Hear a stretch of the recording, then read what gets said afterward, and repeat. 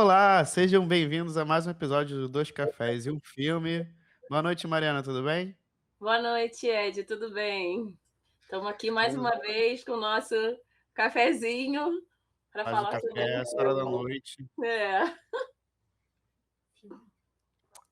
E hoje, acho que a gente conseguiu se organizar, né, para conseguir atender uma demanda pedida, que é falar sobre filmes que estão em cartazes e filmes que estão no momento sendo falados, né? exatamente. E por isso não vamos enrolar. Hoje o episódio nós vamos falar especificamente de um filme, A Odisseia do Christopher Nolan. Exatamente, não é, Dudu? Ou Ed, ou Eduardo, enfim, um homem, muitos nomes, como Sim. Odisseu, Ulisses, ninguém. Ulisses. Quem? Exatamente. Vamos para nossa chamada e a gente volta para falar sobre o filme aqui.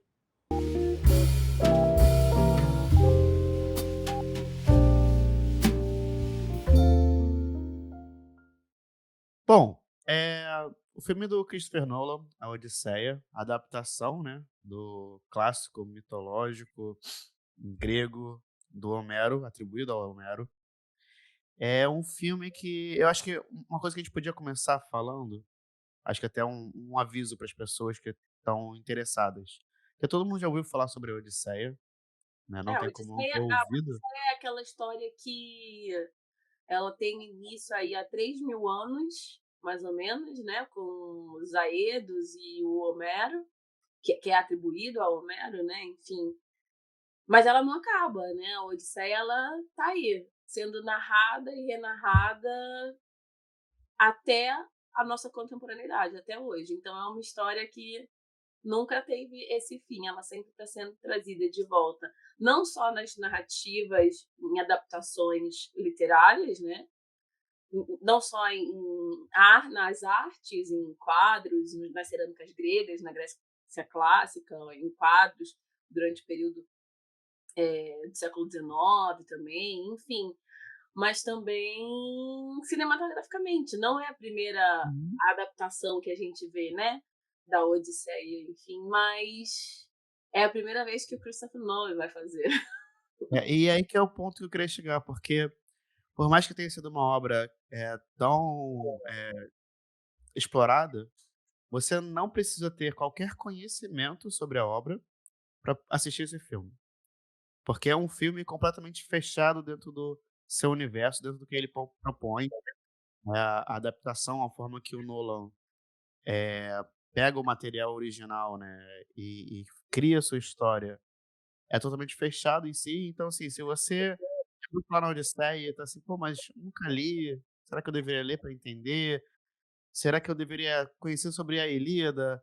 E não precisa de nada disso, porque o Nolan, e isso é uma das características do filme do Nolan, que são filmes muito fechados ali, muito bem explicados, até exageradamente explicados.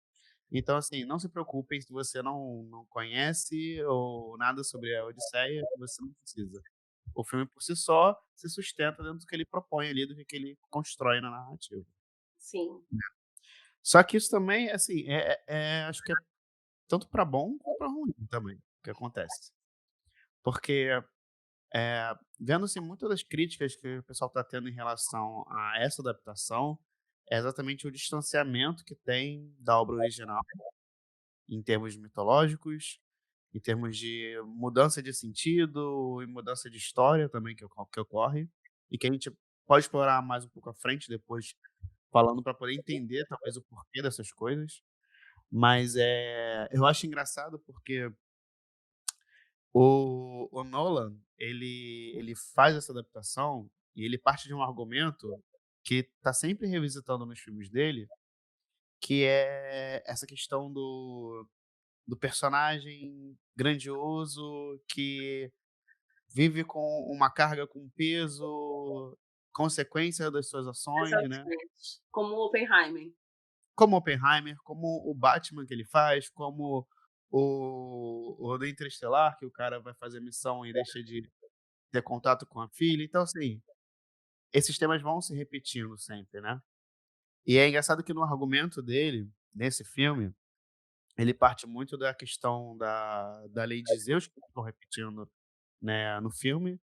É essa questão da hospitalidade, essa questão de honra, de receber um forasteiro, uma pessoa que você não conhece, de forma, né, como se fosse um deus, enfim.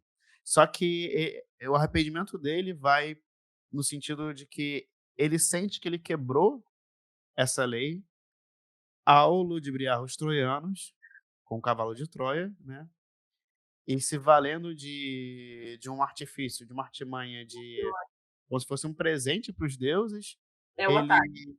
né, ele faz o ataque dele e eles conseguem vencer a guerra através disso. E ele percebe que foi essa ação dele que destruiu a civilização, né, por ele ter quebrado a lei de só que esse é o argumento do esse é a linha que o Nolan vai construindo O no filme filme. inteiro. Só que se você mas é engraçado, porque isso pode fazer sentido também com o material original? Pode. Só que no material original, antes disso acontecer, antes da guerra se iniciar, a guerra se inicia também por conta da quebra da lei por parte dos troianos, né. Porque o Praxis ele vai para ele rapta a Helena, né. Ele é convidado na casa de Esparta, o rei de Esparta, esqueci o nome dele, é o Menelau, Menelau, é o marido da Helena. né, então assim ué, mas antes eles começaram, então, cara, pra onde que vai isso aí? Então, ele ignora partes do material original, né, então, assim, o do que tá na Ilíada, ou do que é conhecimento mitológico e tudo mais, pra ele conseguir construir o que ele imagina o que que ele queria abordar e contar, ele foca em algumas coisas específicas e esconde muitas outras, né, é esse que é o meu ponto aqui. É, eu acho que ele não tem essa preocupação. Mas assim, eu quando fui assistir, né, eu acho que é o que você falou. Não, você não, a pessoa não precisa ter um conhecimento sobre a Ilíada, sobre a Odisseia, sobre Homero, enfim, sobre essa Grécia antiga. É, mas eu achei interessante que, assim, o que eu acho interessante é não se o Nolan foi fiel ou não, porque uma adaptação é uma adaptação, uma Uhum, tradução é sempre uma traição, como dizem. Mas a questão principal é por que ainda hoje a gente precisa da Odisseia? Porque ainda uhum. hoje a Odisseia mobiliza tanto as pessoas, né, a irem. Claro, o Nolan fez uma produção cinematográfica aí absurda em termos de figurino, né, cenário. Ele inclusive fez questão de filmar em espaços Na mesmo, não locação, né. em locação e não em tela verde, né, enfim. É, mas eu acho que é essa questão também, né? Por que, que a gente ainda fala da Odisseia? Por que, que a gente ainda precisa falar da Odisseia? Por que, que a Odisseia ainda mobiliza tanto? Porque essa figura do Odisseu, né, que na tradição romana é chamado de Ulisses, e a gente vê isso em algumas adaptações, em algumas releituras, em algumas inspirações, né, enfim.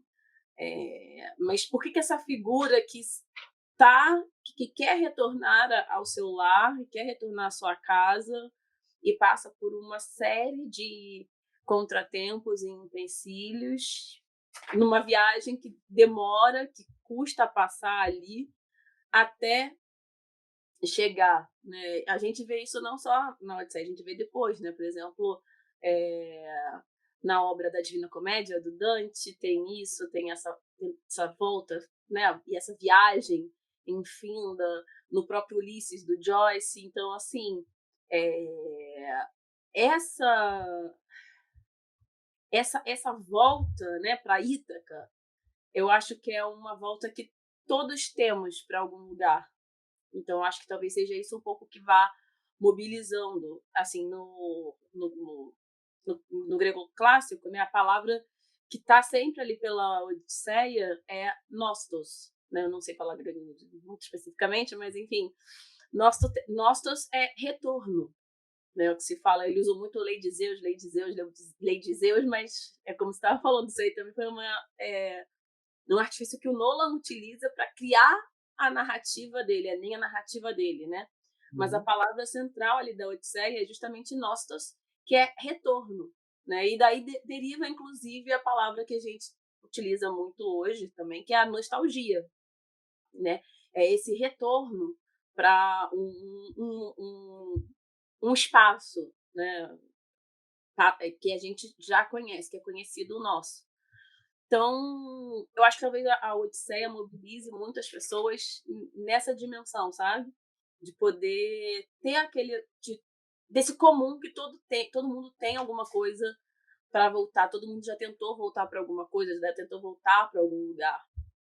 Então, eu acho que esse é o principal ponto ali, sabe? Que ele vai construindo no poema, assim. E aí, por falar do poema, né, a Odisseia, ela é esse poema, ela é escrita, tem quase 3.000 anos, né? E uma das coisas que eu achei mais incríveis que o Nolan fez foi, e eu achei isso fenomenal, assim, para mim isso foi fenomenal, foi ele utilizar o Travis Scott, que é um rapper, Aham. né, para fazer o papel do Aedo, que está cantando as vitórias de Troia, a história de Troia, né?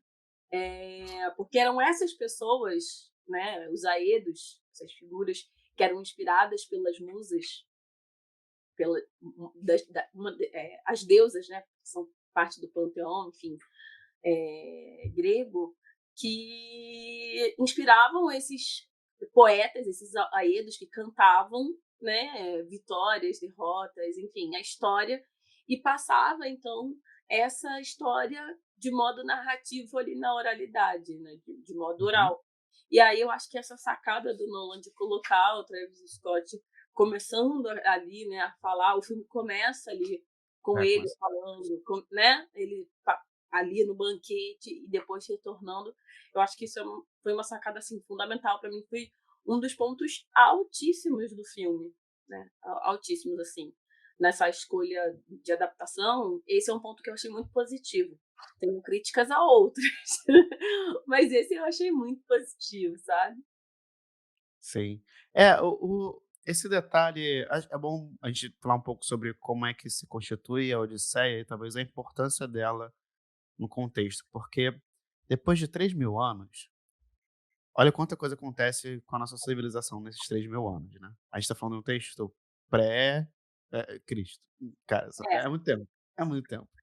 Então, assim, o Império Romano surgiu, caiu, Igreja Católica, tudo o depois, tudo iluminismo, depois.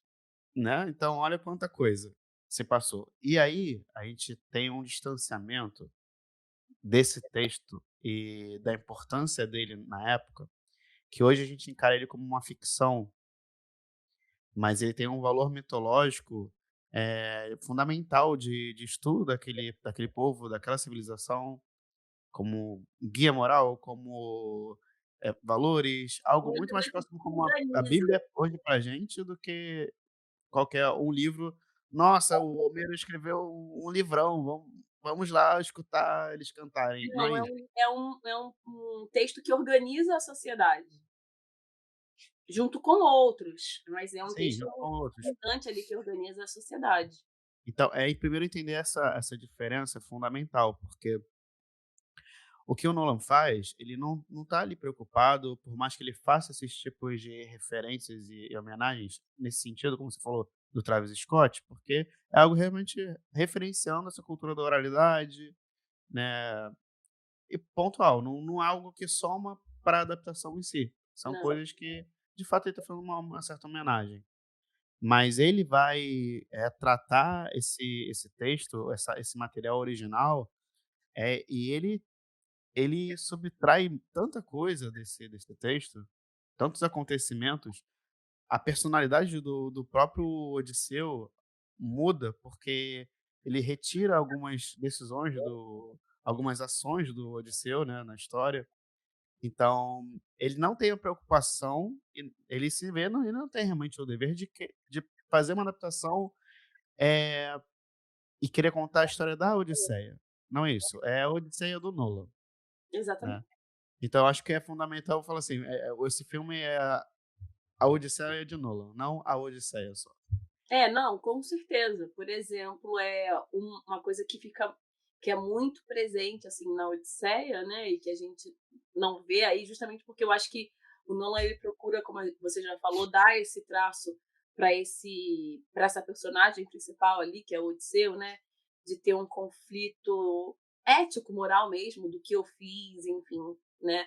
E vir carregando um pouco essa culpa e aí a própria aparição do que seria ali Atena, às vezes pode ser, no final fica uma coisa meio, né, não vamos dar spoiler ou Aham. vamos, a Vamos sacerdotisa sim. ali a Vamos sacerdotisa ali que teve a cabeça cortada e foi morta, então como uma espécie, assim, de culpa trauma, mesmo, de né. trauma, né, de trauma, estresse pós-traumático de guerra e culpa, enfim, tudo mais. E some um pouco, né, eu acho que na adaptação do Nolan, some um pouco o embate que o próprio Odisseu tem, não é um embate direto, né, mas com os deuses, Uhum, porque ele é essa figura que é reconhecida pela inteligência e astúcia. E ele está sempre criando e pensando artimanhas através da sua inteligência para poder lidar com as situações. E a grande questão é que é isso, não existe também uma inteligência que consiga se sobrepor aos desejos dos deuses, né? uhum. Então acontece isso, a gente não vê na adaptação do Nolan, né? Essa presença assim de fato, assim, dos deuses, a gente não vê Ela faz tanto. sentido, né, o mar É, revolto, referenciando ao Poseidon, a Atena, que aparentemente a gente acredita que seja Atena, porque no texto original os deuses estão toda hora ali se metendo. Hermes, exato, Atena e aí nesse não, né, a Atena até aparece, mas é isso que você tá falando, ela depois a gente percebe que ela pode ser na verdade, algo que tá ocupando ali a mente dele de uma cena que ele viu, quando ele percebeu o que que ele tinha feito ao invés de Troia, né. E assim, eu acho legal porque no filme ele tem pontos na história da Odisseia que não conseguiria cortar a fantasia da história, a mitologia da história. Porque é muito icônico a passagem de Odisseu com o Ciclope. A sim. a com Embora eu já vou fazer um parênteses aqui, desculpa te cortar, não, eu pode falar. fiquei revoltadíssima que não mostrou a sacada do ninguém. Pronto, falei. Para mim isso é uma das melhores passagens e não foi utilizada. Uhum. E aí que tá, mas acho que foi de propósito, porque ele fala que ele tem uma entrevista dele que eu vi, ele falou que eu não consegui fazer funcionar. Mas ele não explica o que que ele não conseguiu fazer funcionar. Porque além da astúcia do Odisseu em, enganar o Ciclope, né, porque teriam outros Ciclopes, nesse filme não tem, mas teriam outros Ciclopes, irmãos dele, ou não sei se eram irmãos, enfim. Mas ele tá meio que pedindo ajuda, avisando quem tá matando ele, só que ele tá chamando o Odisseu de ninguém, porque o Odisseu se apresentou como ninguém. Então os outros ficam: "Caraca, não tem ninguém atacando ele, só tá gritando que ele é maluco". Só que, quando o Odisseu vai embora, ele fala quem ele é: "Ó, eu sou Odisseu, eu te fudi, tá? Aqui pra você".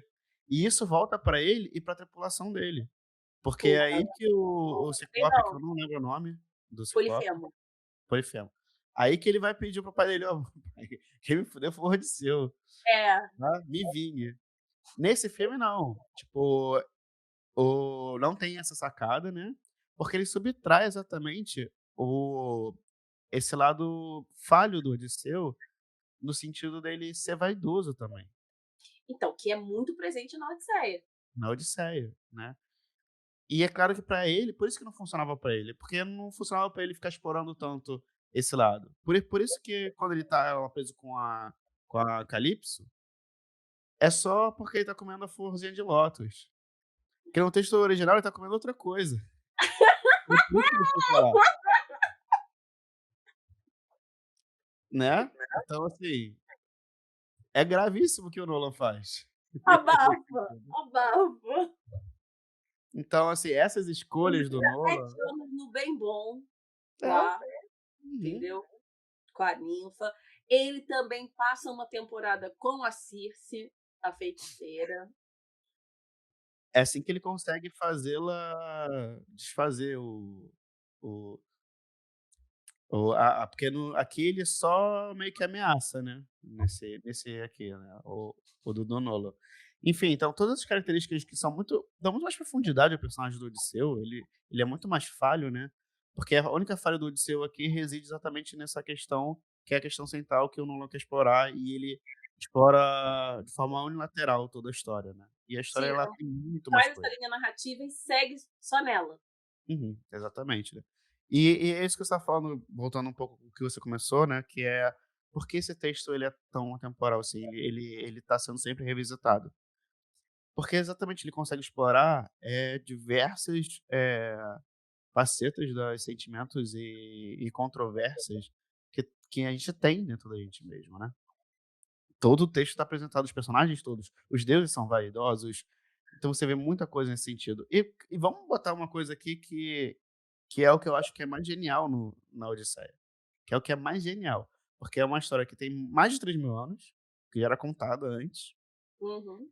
S Essa história, ela já muito antes, ela sabe que para você chegar num ápice emocional ali, eu acho que você já sentiu o que eu vou falar, que não importa que civilização vai assistir e vai escutar essa história, você sabe que você vai conseguir emocionar todo mundo quando você bota um cachorrinho Caraca, foi a cantando. única hora que eu chorei desse filme!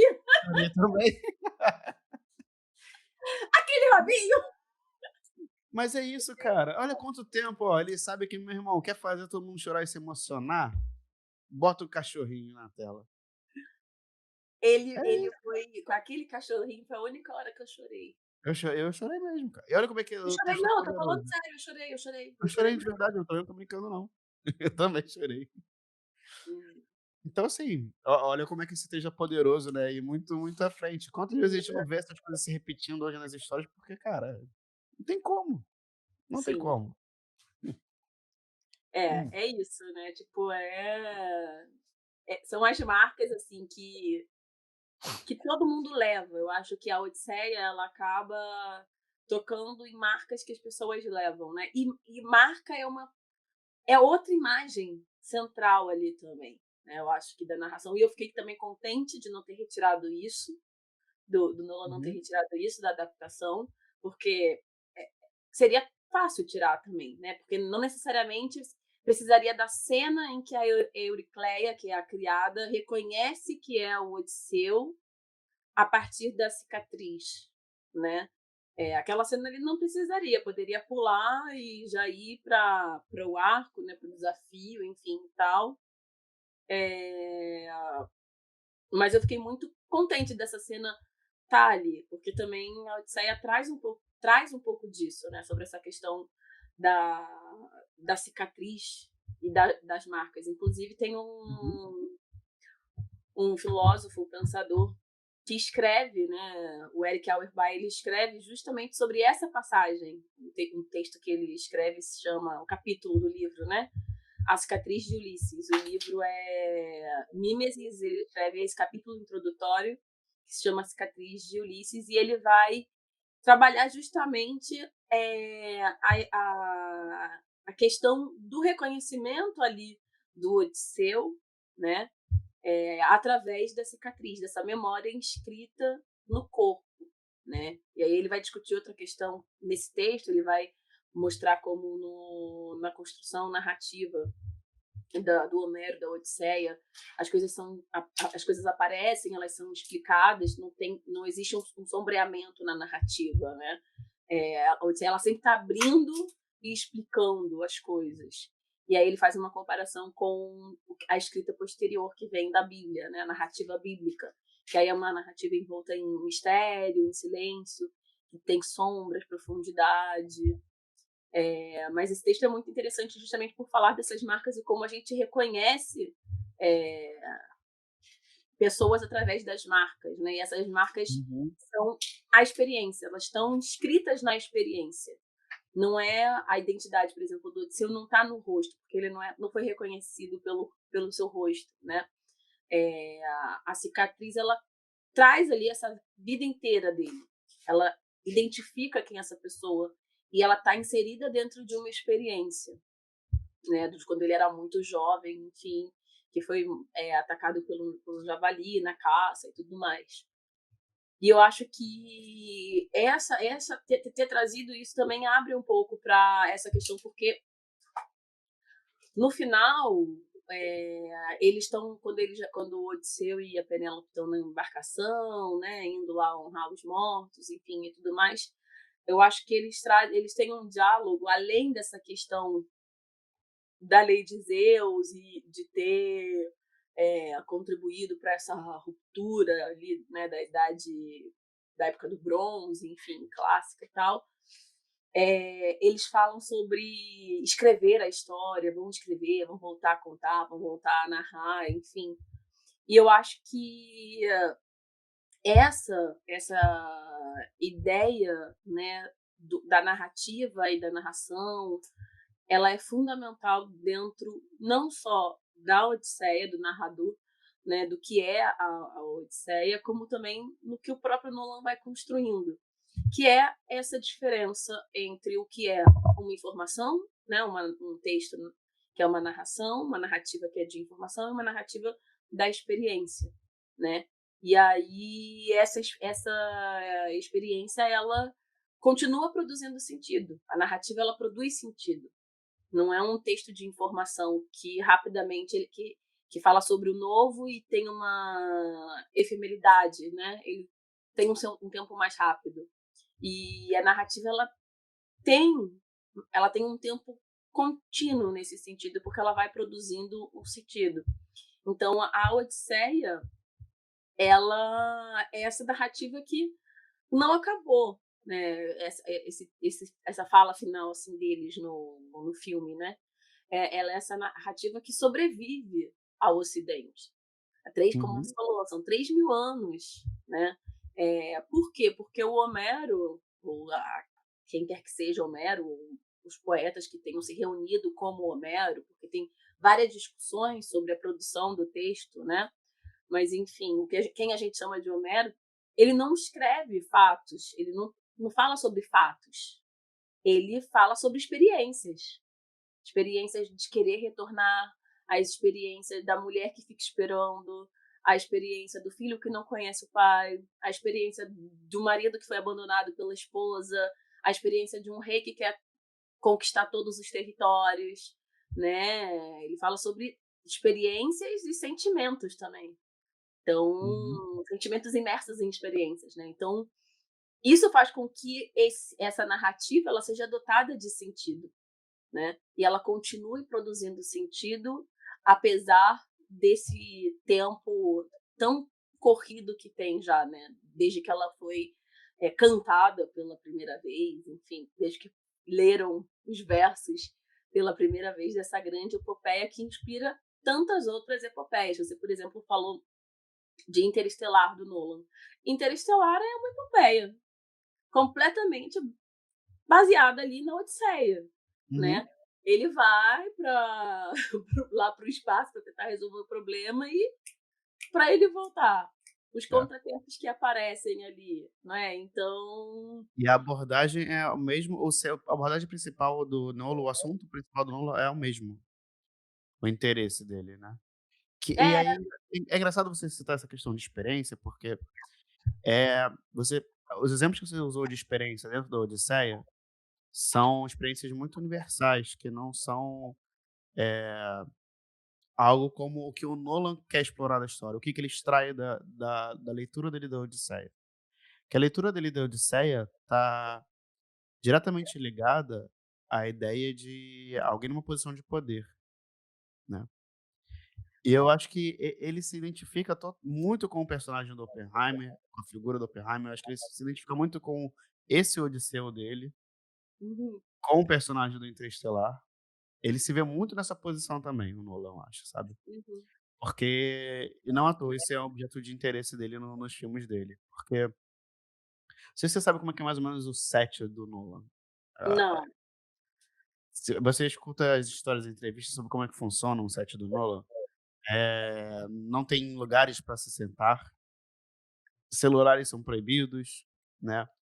Ele tem toda essa lógica de produção de buscar um realismo, buscar um cinema que foge muito do que hoje é tradicional da indústria, apesar de que e isso vai ser fundamental, o que eu vou falar mais pra frente, ele é indústria, né, mas e o Nolan é um cara extremamente nerd, assim, no sentido de câmeras, de técnicas cinematográficas.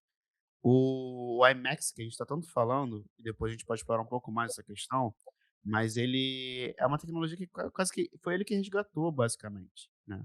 É uma tecnologia muito antiga isso. E ele foi buscá-la lá no Batman, The Dark Knight, e aí cada vez mais foi sendo utilizado o IMAX, tanto nos filmes dele quanto em outras obras também. E Uhum, aí, o Nolan, eu acho que ele realmente se vê, assim, numa uma posição num patamar de intelectualidade, de compreensão, e que ele não à toa ele explica muito os filmes dele. A cena que você cita em que ela reconhece a cicatriz dele, é o Nolan sentado ali explicando pra gente todo o sentido lógico do filme, né. uhum, É o Odisseu falando, ou o Nolan falando através do Odisseu tudo que ele queria falar no filme, né. Você podia só pegar essa cena que você: "Ah, já viu o filme todo, já entendi tudo. Tá bom, obrigado, Nolan", como ele sempre faz. E ele uhum, sempre faz isso porque ele subestima muito o seu espectador. Eu acho que é péssimo, porque se ele precisa fazer isso pra gente entender o filme dele, é porque ele não foi capaz de contar isso através de cinema. uhum. O que é essencialmente uma falha muito grave para um diretor de cinema, né. Então, Nolan, acho que você não é tão fodão assim como você acha que você é. Então, assim, tem que resolver isso com ele, por isso que ele fica toda hora fazendo esse filme. E ele tem essa coisa desses personagens que criam alguma coisa e acabam vendo a consequência daquilo e com arrependimento, porque ele mesmo, o Nolan, ele faz o Batman em 2000 o primeiro Batman dele acho que é 2005, né. E logo junto ali vem o primeiro filme do Homem de Ferro, e aí você vê essas décadas de cinema de Marvel tomando o seu cinema, né. E tela verde, Marvelização total. né, então assim, eu não sei até que ponto ele se identifica como há uma responsabilidade com isso, sabe, tipo: "Nossa, eu sou o arauto do cinema tradicional, do filme, da película, e eu fiz um filme de herói, e depois disso a indústria foi tomada por filmes de heróis genéricos, em tela verde, e a morte do cinema". Eu não duvido que ele, a certo nível, se identifica com isso, sabe. Uhum. Porque seria igual, é o que acontece com os personagens deles, com o Odisseu, com o Oppenheimer e por aí vai, né. E que é muito curioso isso, né. Então, É, assim, claro que são especulações sobre a psique do Nolan, mas é o que ele me passa através dos filmes dele, sabe. E eu acho daí até assim, eu acho até curioso, porque você está falando, né, sobre essa questão dos personagens, e assim, é óbvio que na Odisseia existe uma personagem que tem um destaque, né, que é importante e relevante, que dá o nome à epopeia, que é o Odisseu, né. Mas as outras personagens, elas também têm, assim, muito mais nuances, e que a gente não vê isso no filme, por exemplo, né. Eu acho que faltou isso, sabe, tipo, eu também acho fenomenal a sacada da Penélope de tear durante o dia e desfazer durante a noite, e, tipo, isso foi explorado de uma maneira, sabe, bem uhum, banal, e ainda mais ali colocando o Antino, né, que é o personagem do Robert Pattinson, sabe. Isso é uma artimanha que ela utiliza durante muito tempo, e mostra o quão inteligente essa mulher também é uhum. ali, né. Não à toa ela é a esposa desse homem astuto e inteligente também, que é o Odisseu. Então eu acho que tem, assim, um uma rebaixada, eu acho que, assim, nas outras personagens, sabe. Totalmente. Eh, na É na na totalmente esvaziado. Todos o Telêmaco, ele é só o jovem, né, meio que ainda inocente ainda, muito imaturo, durante o filme inteiro, até o final. E no final ele é rei, vai ser o rei. né. Caralho, esse cara não pode ser rei não, cara. Ele não tá É isso, preparado pra isso. Você nem mostrou o filme inteiro que ele não tá preparado pra isso. E aí, me explique, né, então e assim também é isso, né. Outra coisa também é a Calypso lá, tipo, ela virou quase uma terapeuta ali, né. "Não, Uhum. tenta lembrar aqui, calma, quando você estiver preparado a sua mente", tipo, Então, assim, eu muito compreendo quem quer acabar com o filme e fala que o filme é horrível quando pensa no material original, porque comparado ao material original, ele é extremamente pobre, de fato é é. extremamente pobre. Só que assim, eh Isso, né, assim, a Odisseia ela é um camalhação, uhum, né, e aí como que você quer dizer, dá pra transformar em linguagem cinematográfica isso muito bem também. Mas ele não é a escolha que o Nolan faz é o que você falou, não é fazer uma adaptação fiel ali da Odisseia, uhum, né, ele tá escrevendo uma outra Odisseia, ele tá escrevendo a Odisseia do Nolan, sim. né, ele tá filmando a Odisseia do Nolan, né, então eu acho que isso é um ponto também que não se pode, perder, assim, de visão, sabe, de vista, assim, né, como ele tem um propósito, ele está cumprindo ali o propósito dele, Uhum, né, sim. que é falar uma versão que ele está fazendo, uma leitura dele da Odisseia. E no final Uhum, das contas é isso também, né, porque, eh, a Odisseia ela não é a primeira. uhum. Os gatos derrubaram alguma coisa na casa. Segue o baile. É o cavalo de Troia. Mas é isso, assim, que eu estava dizendo, né, a Odisseia, ela, como a gente já falou no início, né, ela é esse texto que vai ser, eh, chamado de volta e vai ser utilizado e vai ser adaptado a todo momento, né. E lembrando que a Odisseia ela não é só texto, a gente está falando de texto, né, mas enfim, é uma narrativa, vamos dizer assim, porque extrapola essa materialidade do texto escrito, né. Ela é imagem, mais do que texto, essa narrativa ela é imagens, ela é formada Uhum, de imagens. E essas imagens inclusive circulam, né, circulavam, por exemplo, como você falou, quando a gente falou no sentido de organizar a sociedade grega clássica, elas circulavam, por exemplo, em vasos, em cerâmicas, e essas cerâmicas tinham um objetivo educativo também, de circulação, né, de mostrar ali valores, enfim, né, como é o nome da. Tem um nome em grego que eu não sei qual é, mas é um pouco essa questão que tem um pouco ali do Odisseu nessa vaidade e tal, que é a híbris, né? Enfim, que é essa. Não sei explicar muito bem como é que é, mas seria isso, esses defeitos, assim, né? Enfim. uhum, E essas cerâmicas, elas reinterpretam a Odisseia, elas interpretam o Homero, né? E circulam com esse viés também educativo, uhum, né? Então, assim, essas adaptações elas já são feitas, né? O Nolan ele não está inaugurando isso, ele não inaugura uma adaptação. Essas adaptações já são feitas, ele então continua uma tradição, né? Ele está numa continuidade aí dessa tradição de interpretações e reinterpretações da Odisseia, né? Enfim, eu acho que é isso. Tem uma questão de uma sobrevivência da narrativa e, ao mesmo tempo, de sobrevivência dessas imagens, uhum, né? É, essa imagem desse herói que pô, passa por vai até o inferno, né? Vai até o inferno e volta, tentando voltar para sua casa. E aí a gente tem, por exemplo, na própria obra do Dante, né? Também essa passagem, enfim. Eu acho que é um pouco disso, assim, a Odisseia, ela traz, é uma narrativa que traz imagens que não morrem. São imagens que mudam de corpos, mudam um pouco as suas formas, mas tem uma sobrevivência de algo ali, uhum, sabe? sem dúvida. E acho que pra não ser muito injusto, e acho que dá sentido um pouco ao que a gente está falando aqui desde o início, é porque a gente está dando é impossível a gente não comparar com o material original e ressaltar o valor dele, que é o que a gente está fazendo. Porque, me assusta um pouco as pessoas acreditarem que essa é a Odisseia. né.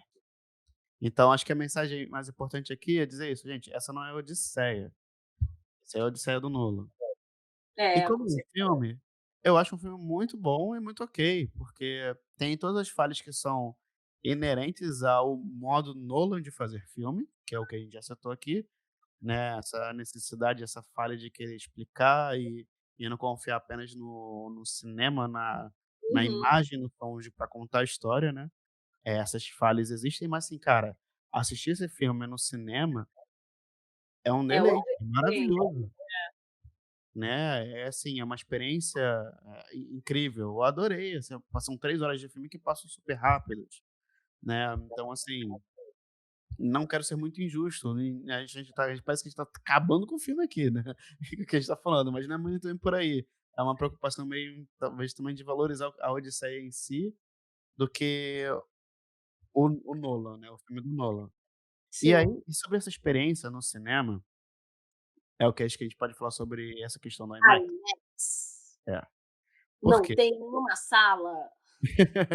Exatamente, essa loucura, né, porque o que acontece, o Nolan esse é o primeiro filme filmado completamente nesse IMAX 70 milímetros, e ele tem muito material que circulou na internet, muito meme, muita gente comentando sobre isso, de que você não vai assistir o filme como o Nolan queria, e muita desinformação também, muita postagem em site grande que não conseguia traduzir adequadamente, trazer exatamente o que acontece com essa questão. Mas em resumo, assim, primeiro, assistir no cinema é sempre melhor do que qualquer outra coisa. É uma experiência diferente. Seja ele numa tela menor, numa tela maior, assistir no cinema é a experiência que seria ideal. Agora essa questão do IMAX 70 milímetros é porque o IMAX ele é uma tecnologia, como eu falei lá atrás, muito antiga, né, dos anos 70, desenvolvida no Canadá. Eles exibiam só coisas, assim, de natureza, em telas gigantescas, e o Nolan vai e resgata isso, né. E tem uma limitação técnica muito grande na forma de filmar com IMAX, porque são câmeras muito robustas com fotogramas muito grandes, que fazem muito barulho, né. E para esse filme, cada filme dele que ele passa, ele vai botando mais tempo em IMAX rodando. Ainda tem um detalhe também que influencia muito a linguagem dos filmes dele, que Hum. só roda até 3 minutos um rolo lá na câmera. Ele não consegue fazer takes longos, assim, você não vê nos filmes dele, né. Antes ele só usava só em cenas de ação, mas esse filme ele fez mais contínuo, né. Ele conseguiu, usar o IMAX em outras cenas que ele não conseguia fazer antes, porque o IMAX ele faz muito barulho. A câmera faz um barulho absurdo. E para esse filme ele chegou, ele conversou com o pessoal da empresa, eles desenvolveram um novo sistema, até um sistema de blindagem da câmera, uma blindagem de som da câmera, que permitiu ele fazer o filme inteiro em IMAX, ainda com essa limitação de tempo, né, mas permitindo ele gravar diálogo ali, Uhum. fazer cenas de close, essas cenas mais dramáticas de diálogo, não só cenas de ação. E aí é bem interessante você ver esse trabalho do Nolan em relação a isso, essa parte técnica, porque ele usou uma técnica muito interessante que eles tiveram que criar aí para esse filme. Foi nas cenas de diálogo, como é uma câmera gigante, o IMAX, né, Sim, eu vi. você tem 2 atores e ficava a câmera literalmente entre eles. Um ator não via o outro. Então, em algumas cenas. Então eles fizeram um jogo de espelho, então eles atuavam olhando para o espelho, vendo a reação do outro ator, sabe. Aham. Então é interessante que você vê de soluções, sabe, que o Nolan acaba tendo que criar por usar essa tecnologia, né. Só que, e é o que a gente estava falando ali no início, o IMAX, o filme, né, o filme mesmo lá, ele só passa em acho que uns quase 40 cinemas no mundo, a maioria nos Sim. Estados Unidos e no Canadá, É, eu li isso. né, porque foi desenvolvido no Canadá e os Estados Unidos é um grande mercado. E não é uma tecnologia que você pode sair jogando para o mundo inteiro, porque primeiro, o rolo de filme não é digital, a gente tá falando de rolo de filme mesmo, como Uhum. projeção antigamente que era feita, que pesa também pesa 400 quilos o rolo. Ele precisa ficar deitado horizontal, porque se ele ficasse na vertical como os outros filmes, ele se colapsaria, o peso Uhum. dele em cima dele mesmo. E são projetores antigos também, peças que se quebram e não tem reposição, então é um negócio muito específico, né. Mas que gera uma imagem gigantesca, numa proporção muito específica, né, na tela, e o Nolan filmou e pensou todo o filme dessa maneira. Mas só pra passar em 40 filmes, em 4 horas de Não, cinema. 40 cinemas, é isso que eu ia falar. Ele pensou um filme, nossa, pra passar em 40 cinemas. E aí você fica: "Cara, mas por que ele faria isso, né?". Você tem salas de IMAX no resto do mundo, eu consegui ver numa sala de IMAX, só que IMAX digital, que é Uhum. uma que tem uma tela também muito maior, mas é uma projeção digital, e nessa projeção digital já tem um corte também na imagem que ele pensou. Aham. E se você for numa sala que não é IMAX, tem um corte ainda maior, Maior. né. Não vamos entrar muito falar sobre proporção e tal, porque eu acho que não é o ideal nisso aqui. Mas É é só a pra parada é essa. entender. É, só pra entender, o Nolan pensou a imagem de um jeito, e dependendo de onde você vai assistir, você vai ver ela de outro jeito, parte só da imagem. E foi o que eu falei anteriormente, o Nolan ele é muito, esse cara que, ele acho que ele se vê numa cruzada de tipo: "Pô, eu sou o cara que consegue ainda filmar, né, o filme inteiro com filme, com levar as pessoas para o cinema". Ele acho que sente num dever de dar um valor ao cinema como arte, que Uhum. talvez o cinema nunca tenha tido, mas ele quer inferir um valor ao cinema. E essa questão de estar limitado a apenas 40 salas, essa impossibilidade de reprodução da obra como ele gostaria de reproduzir, é intencional para mim, sabe, É. né. Por parte do Nolan no sentido de dar esse valor de arte ao cinema, né. Aham. Tem que ir nesses cinemas pra ver como o Nolan queria que o cinema como o filme foi planejado, mas também tem uma questão mercadológica de propaganda mesmo, né. Aham. Isso impulsiona, isso Sim, força não, a indústria a total. se adequar Sim. e E produzir também mais a quantidade desenho, né. de memes que saíram, não sei se você já viu, como Uhum, o Nolan quer que a gente veja em IMAX. Aí, mas sim, como que a gente vai ver? Aí mostra no celular, mostra na porta da geladeira que tem visor, não é? mostra no pendrive. Existe muita maldade nisso, existe muita maldade, porque inclusive muitas postagens, vão se tornando orgânicas depois, esses memes, mas também tem muita coisa impulsionada. Então, assim, por um lado essa questão de passar em cinemas IMAX só desse jeito, e criar essa disputa, né, você impulsiona o mercado. Sim. O cinema já fez isso várias vezes, quando surgiu a TV, saiu o CinemaScope, a tela de cinema expandiu, né, eles foram procurar outras técnicas para levar as pessoas para o cinema. Então, assim, é uma forma do cinema de se impulsionar como indústria também. É isso que sustenta o Nolan a fazer o filme do jeito que ele queria fazer, né. Se não fosse a questão capital, capitalista em relação a essa escolha, não seria sustentável.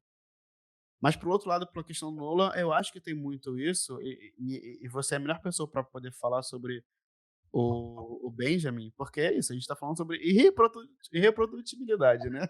Produtibilidade técnica, exatamente. Pegou uma arte que é puramente reprodutível e ele está criando uma escassez, uma dificuldade para gerar esse valor, né, Botar isso aí novamente de uma aura que foi perdida nessa época da produtibilidade técnica, né, desse uhum. original, desse único que tem essa essa magia, né, esse mágico que só tem aquilo ali, né, porque é isso que o Benjamin fala sobre a reprodutibilidade técnica a partir, por exemplo, da fotografia, né, ele mostra isso, como as pinturas elas perdem essa aura, assim, em algum momento a partir da fotografia, e a fotografia sendo reproduzida muitas vezes, né, não é uma fotografia assim, é a reprodução, né, técnica disso.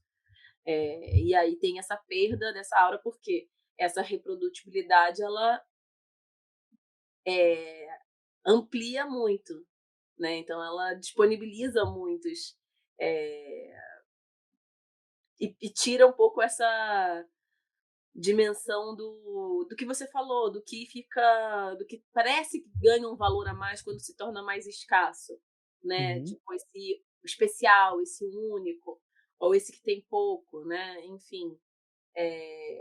E talvez faz sentido, agora você falando isso faz sentido, o Nolan tá fazendo um caminho aí inverso, né, a ideia dele não é estar em todos disponíveis em todos os cinemas no formato que ele está filmando, não, é um formato bem específico, que só passa em 40 salas, né, e, e você não vai conseguir ver, é uma coisa... uhum.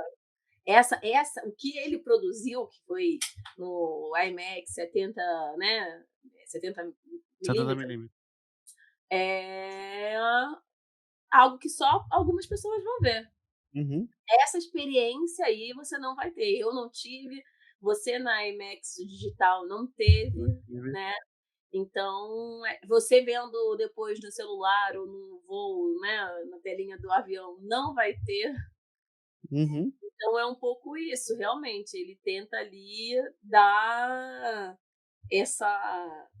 recuperar essa aura aí perdida no filme, né? E nessa projeção que ele faz. Uhum. Eu acho que ele acredita nisso. Eu acho que ele acredita que tá dando esse valor de arte ao cinema, que talvez nunca tenha existido esse sentido, nessa forma que ele tá pensando, mas eu acho que a gente não pode esquecer que a picaretagem que existe por trás da lógica industrial nisso, né, de posicionar mercado, o interesse real, Sim, né. sim. Não, a grande questão, a questão que eu mais vi sendo discutida e debatida foi sobre o modo como ele filmou, Uhum. né? E aí, como que a gente vai ver, aonde que vai ver, como que faz, não sei o quê. Foi a maior discussão, assim, que eu vi, assim, de um modo geral, né, nas redes sociais. E por um lado, se a gente parasse aqui, daria a impressão que essa reprodutibilidade ela esvazia a arte, mas ela também populariza, né, que é o que o Sim, Benjamin fala, né, sim. e politiza, democratiza o acesso, foi o que a gente falou no Tela Brasil, enfim, então A grande questão também é que ele faz um negócio que, tipo, é só 40 salas, né? E essas uhum, 40 salas estão, tipo, concentradas na América do Norte. sim. É uma coisa bem, assim, específica, né? Aham. É Não é como, escroto. não é, por exemplo, como o IMAX digital, que tem uma sala no Rio, uma sala em São Paulo, né? Enfim. É mais escroto do que eu imaginei, sabe. Porque quando a gente fala muita gente fala assim: "Caraca, ele é um babaca, ele fez um filme que ninguém vai conseguir ver".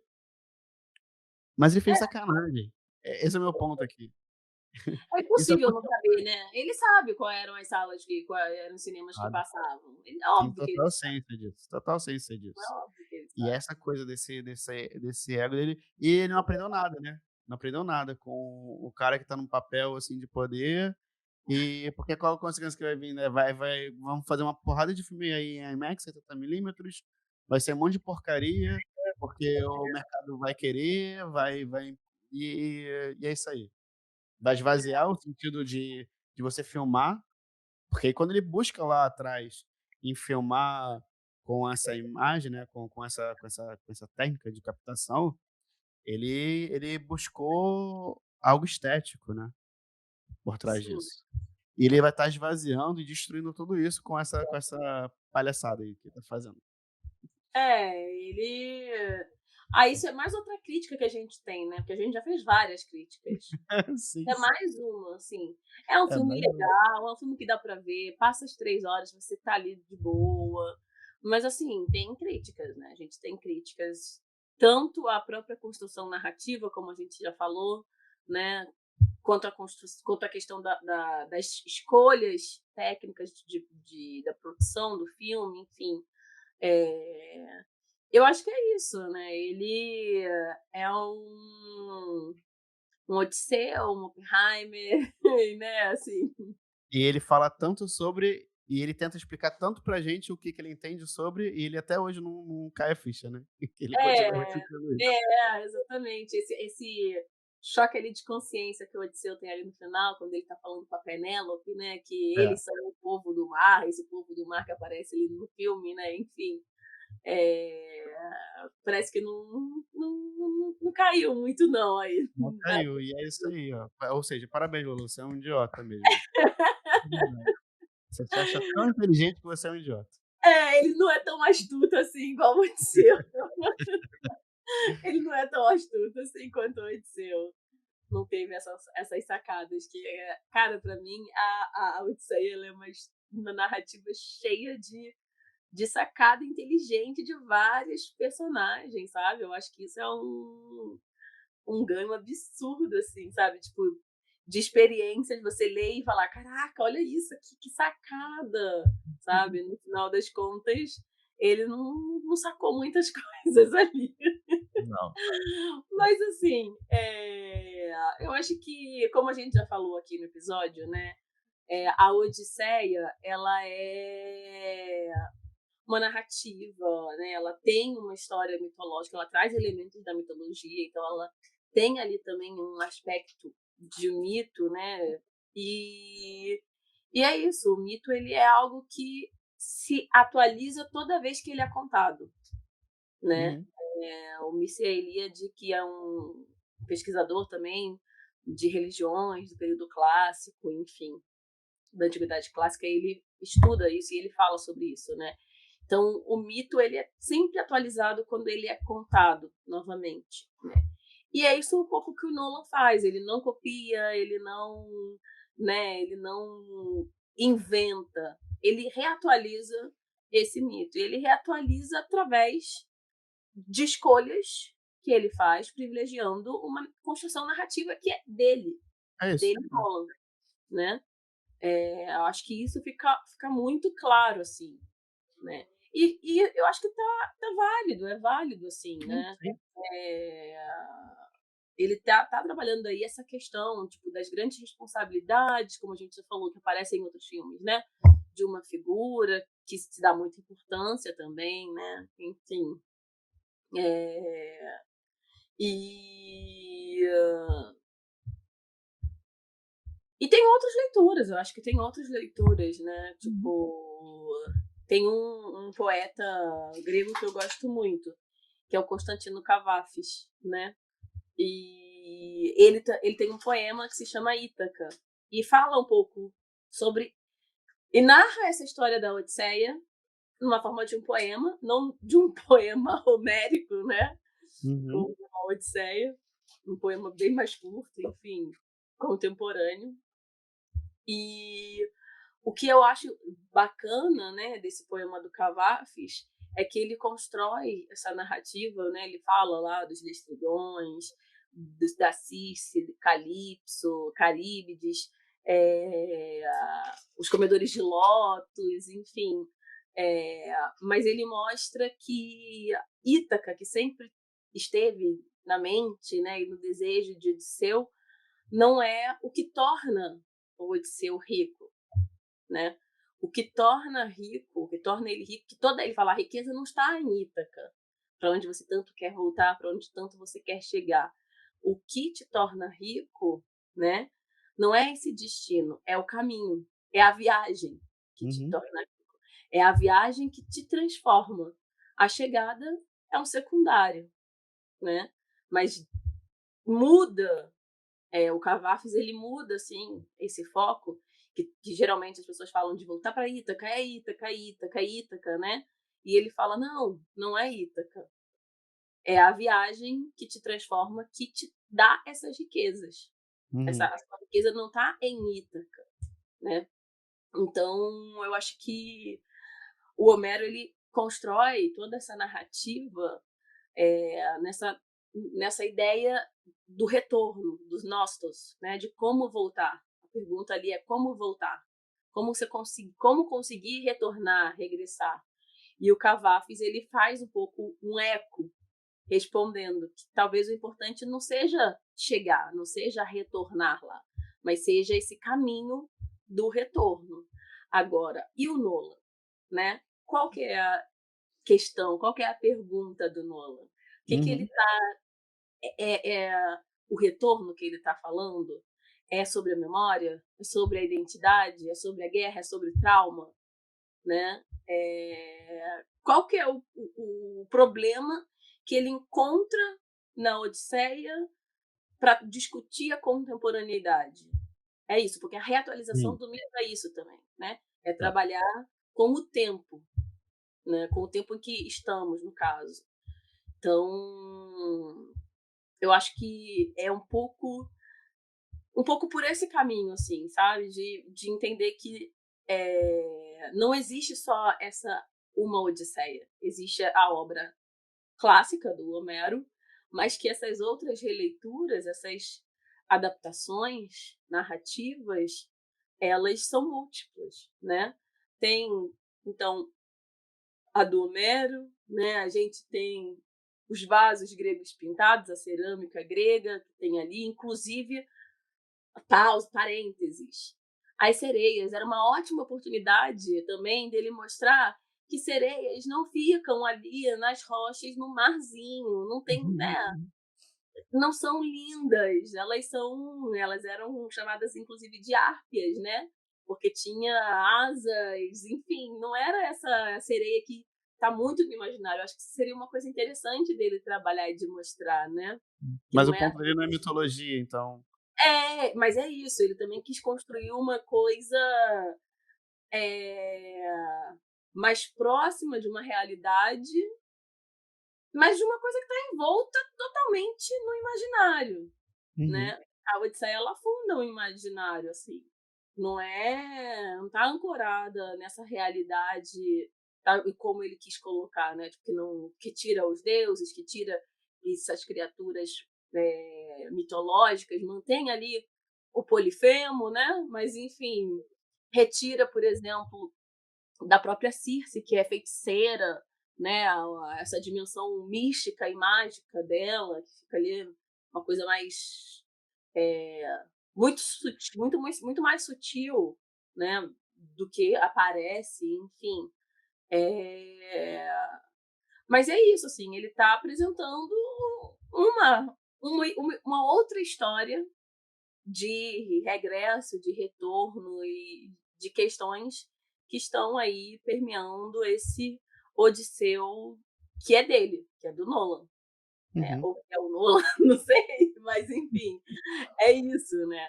Não é essa construção narrativa que ele faz, né, que o Nolan faz, esse Odisseu que o Nolan apresenta, essa Odisseia que o Nolan apresenta, não substitui e não apaga nenhuma outra. Não apaga dos ceramistas da Grécia Clássica, não apaga do Cavafis, que eu falei, não apaga de outros cineastas que fizeram, né, filmes sobre que, que, que dialogam com a Odisseia, enfim.